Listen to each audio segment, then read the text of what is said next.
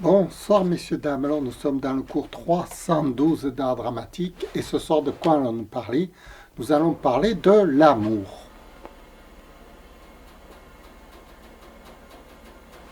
Qu'est-ce que c'est que l'amour?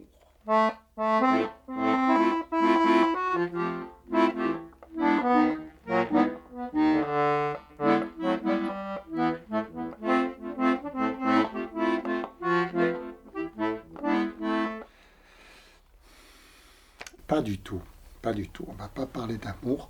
On va parler plutôt de la façon d'éprouver des sentiments pour l'acteur sur scène. Autrement dit,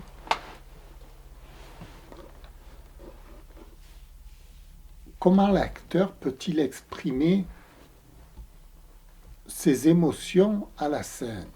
Parce que c'est quand même le fondement de la comédie, l'émotion de l'acteur.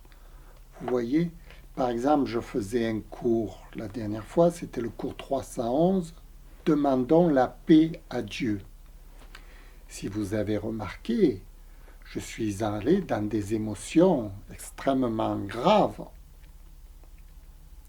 C'était de la comédie, puisque je suis Philou Dingo, professeur d'art dramatique. Je joue la comédie. Et comment puis-je entrer dans des émotions aussi profondes à la caméra? Parce que c'est ça le métier de l'acteur en fait, c'est d'éprouver des émotions.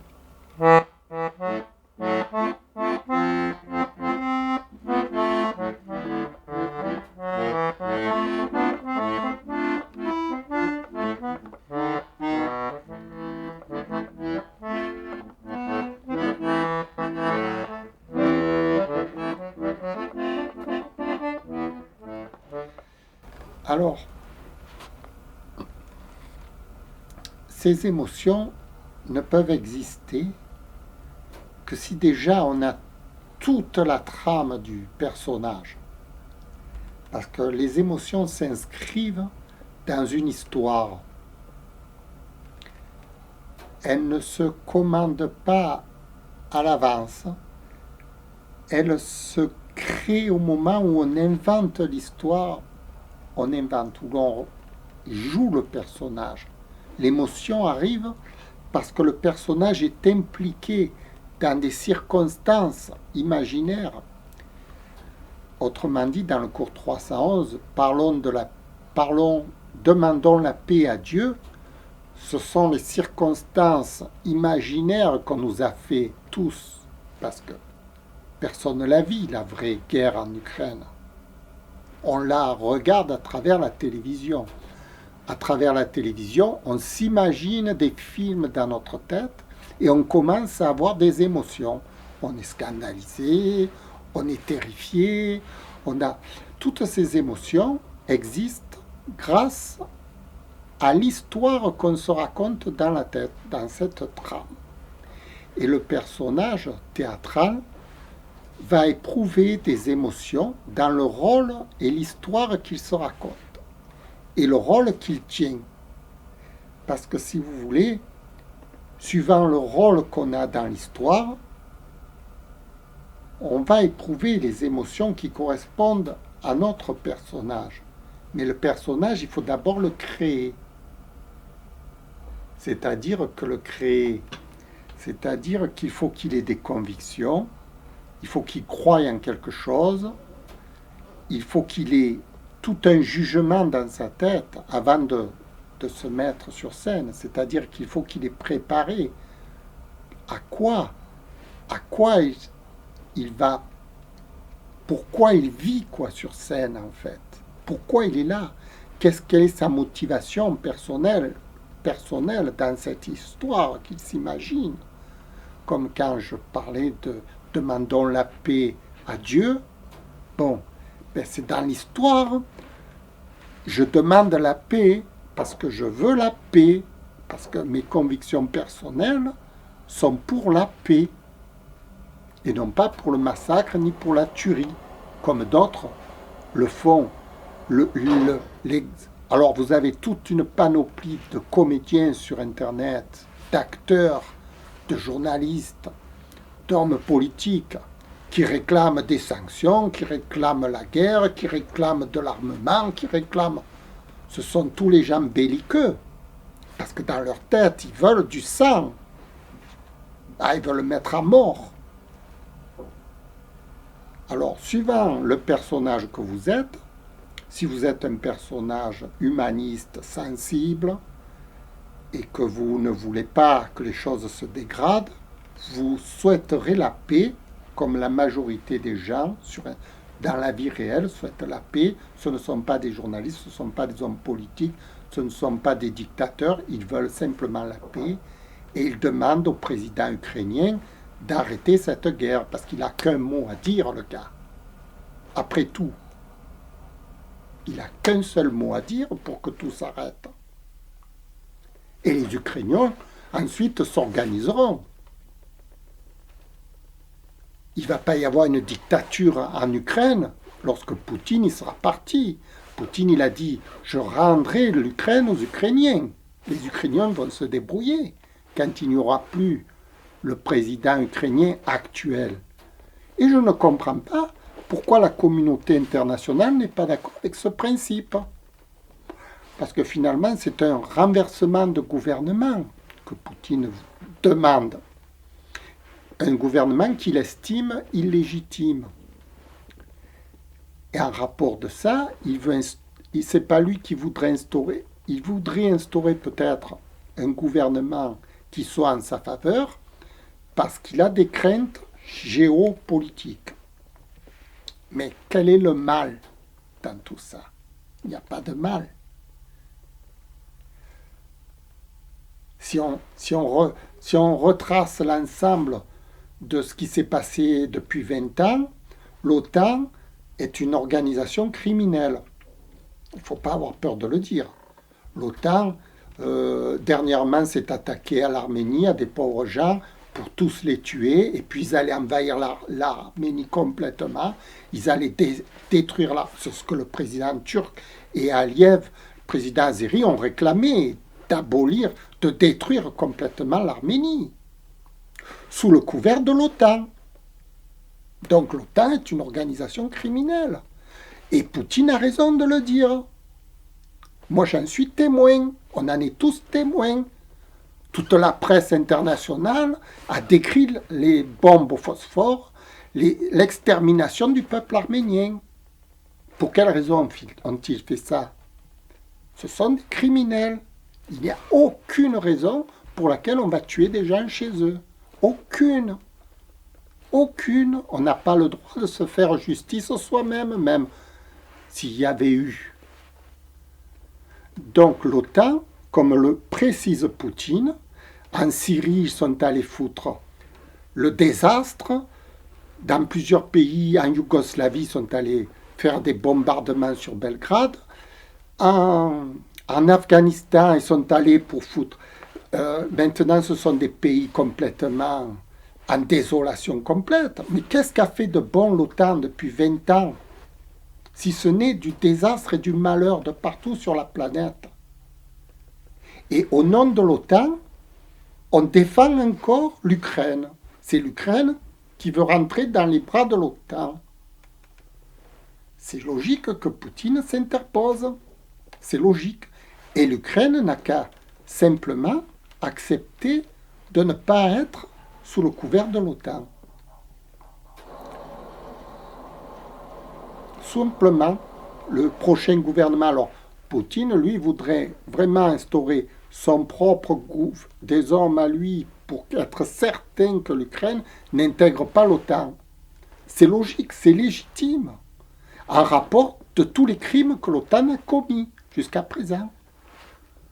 Parce que si l'OTAN était sain, qu'il n'avait pas attaqué l'Arménie, n'aurait pas attaqué la Syrie, n'aurait pas attaqué l'Afghanistan, n'aurait pas attaqué l'Iran, n'aurait pas attaqué de partout, En Yougoslavie, maintenant ils veulent prendre l'Ukraine, ils ont mis des hommes à eux.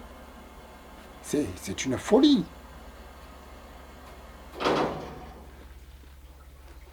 Les revendications de Poutine sont tout à fait légitimes et je ne comprends pas pourquoi encore l'OTAN s'interpose à ce gars-là. Je ne comprends pas. On ne comprend pas. Moi, je suis français, je ne comprends pas ce raisonnement belliqueux.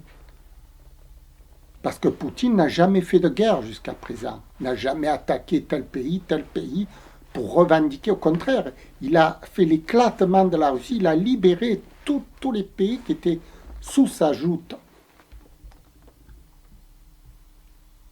Il a libéré l'Ukraine, il a libéré la Pologne, il a libéré l'Allemagne de l'Est, il a libéré l'Arménie, il a libéré tous les pays qui étaient sous sa domination.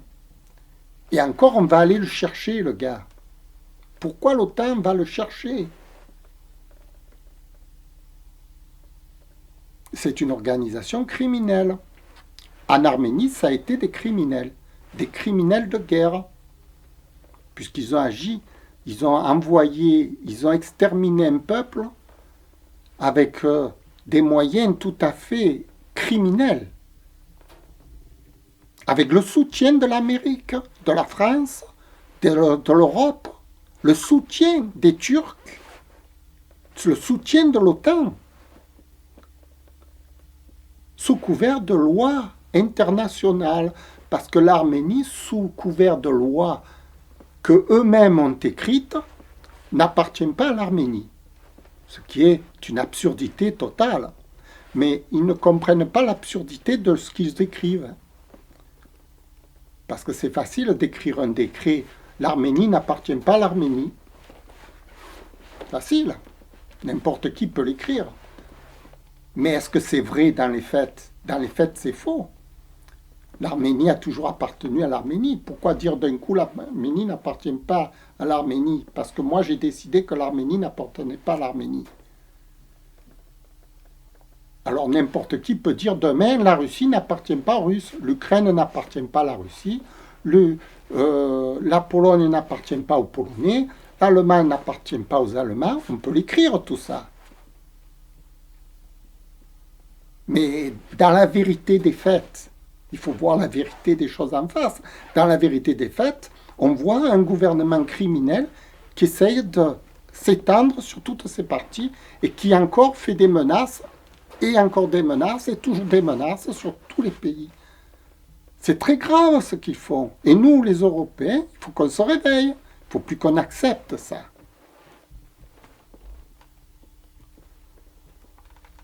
Bon, le personnage que je joue là en ce moment, Philou Dengo, il est révolté. Il est révolté pourquoi? Parce que l'histoire qu'il se raconte dans sa tête, elle est révoltante. Et il exprime sa révolte à l'écran, dans un film, dans une vidéo qui exprime un cours d'art dramatique. C'est un acteur, un comédien. Peut-être que Philou Dengo a tout tort. C'est qu'un film, c'est une fiction. Chacun est libre de vérifier si ce que Philou Dengo dit est vrai ou faux. Philou Dengo, ce n'est qu'un simple professeur d'art dramatique, ce n'est qu'un acteur, un comédien. Il ne prétend pas détenir la vérité. Même si lui, au fond de lui-même, il est persuadé, parce que c'est son personnage. Le personnage au théâtre, il est persuadé de ce qu'il dit. Vous voyez? Tous les gens au théâtre, quand ils jouent la comédie, sont persuadés de ce qu'ils disent. Est-ce qu'ils ont raison ou pas? C'est au public de se faire une idée, de faire une enquête par lui-même. Vous voyez, quand par exemple on vous dit quelque chose à la télé, il faut que vous vous renseigniez avec des gens, plusieurs sources scientifiques pour savoir ce qu'on vous dit est vrai ou faux. Parce que ce sont que des acteurs que vous regardez à la télé.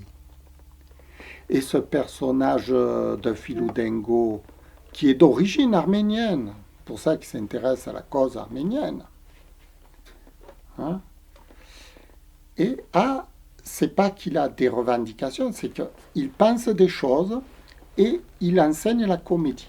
Comment enseigner la comédie au public? C'est-à-dire que lorsque le personnage, le comédien, se raconte des histoires, qu'elles soient vraies ou fausses, ces histoires, elles vont influencer sur sa propre vie, sur ses émotions. Et il va ensuite les diffuser à l'écran. Ce qu'il faut savoir pour le spectateur, c'est que toutes ces histoires sont fantasmagoriques, elles sont fiction. Ce n'est que de la fiction. Mais c'est avec la fiction qu'on avance parce que c'est à vérifier. La fiction n'est là que pour éclairer un pan de l'imagination de quelqu'un. Et puis, ensuite, au lecteur, à celui qui regarde, au spectateur, de faire sa propre enquête pour vérifier si les ovnis existent, par exemple.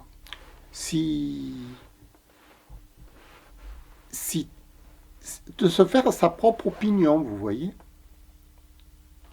de la vie. Le comédien n'est là que pour orienter, c'est-à-dire exprimer ce qu'il pense en son âme et conscience, si vous voulez, mais c'est toujours qu'un seul témoignage. Ça n'a pas lieu d'être la vérité formelle. Peut-être que Philou Dingo a tout tort sur l'OTAN. Peut-être que l'OTAN est une organisation bienfaitrice qui est là pour libérer le monde de certains tyrans, comme ils disent souvent. Quand ils ont attaqué l'Iran, ils ont expliqué que c'était des tyrans qui dirigeaient ce monde et qu'ils étaient très dangereux et qu'il fallait absolument les détruire. Ils ont peut-être raison. Ça n'a aucune importance. Comme quand ils ont attaqué l'Arménie, ils ont détruit, ils ont tué 6000 personnes, ils ont fait 15 000 handicapés. Ils ont peut-être raison, non.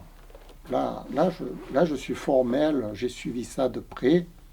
Non, absolument pas. Ils ont enfreint les lois internationales de l'humanitaire et tout. Non, non. L'Arménie ne faisait du mal à personne. Non, non. Là, ils ont eu tort, vraiment tort. Et c'est ce qui fait peur à Poutine, justement. Parce qu'il a discuté avec les dirigeants de l'Azérie, tout ça. Il a compris que c'était des gens très dangereux.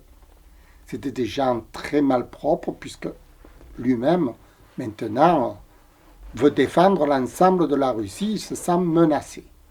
C'est ce qu'il dit. Écoutons-le. Prenons en compte ce qu'il dit. Accordons-lui une certaine confiance. C'est quand même un personnage qui représente un continent à lui tout seul.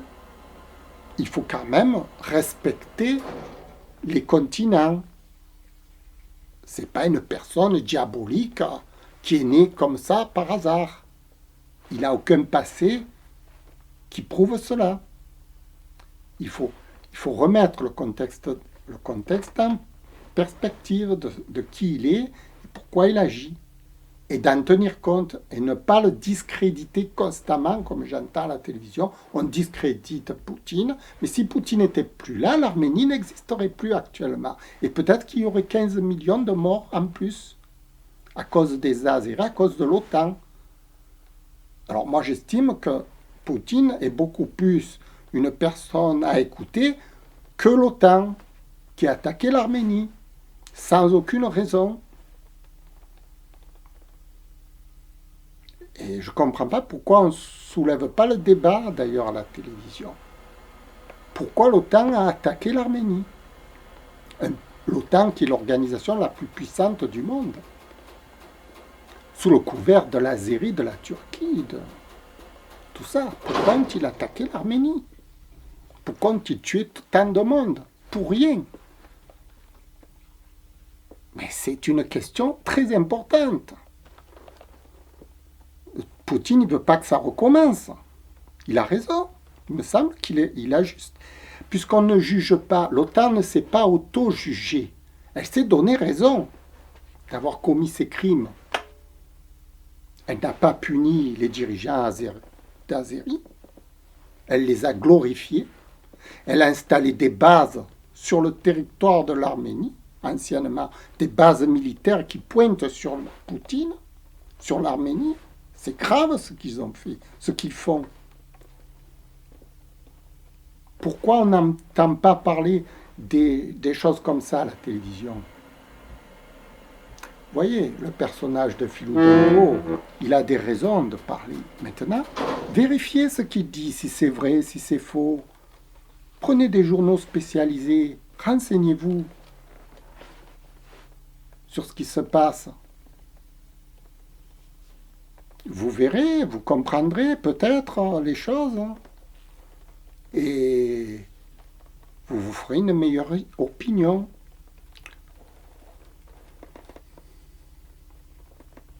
De ce qui se passe en Ukraine. Vous comprendrez quelles sont les motivations de Poutine. Le gars, il se sent profondément meurtri parce que l'OTAN fait dans tous les pays qui l'entourent.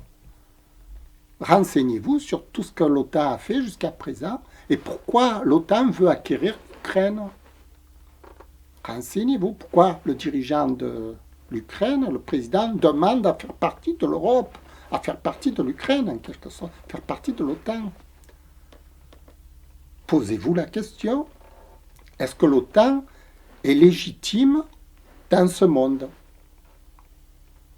D'après ce qu'ils ont fait en Arménie, non, pas du tout. Ce sont des criminels.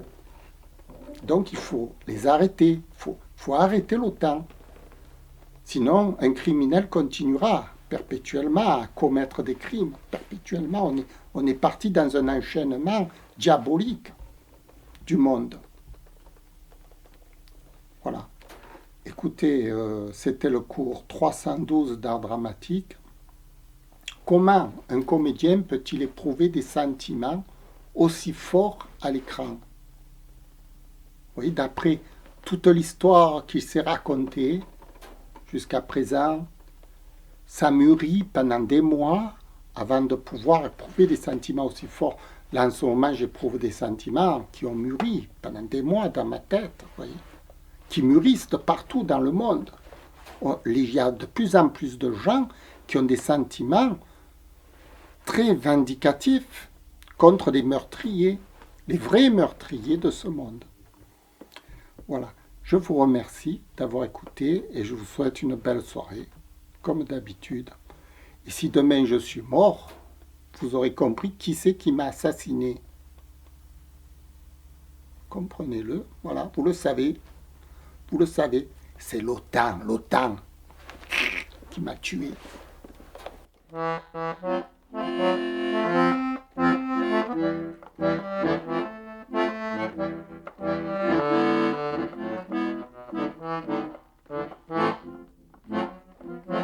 Merci, au revoir.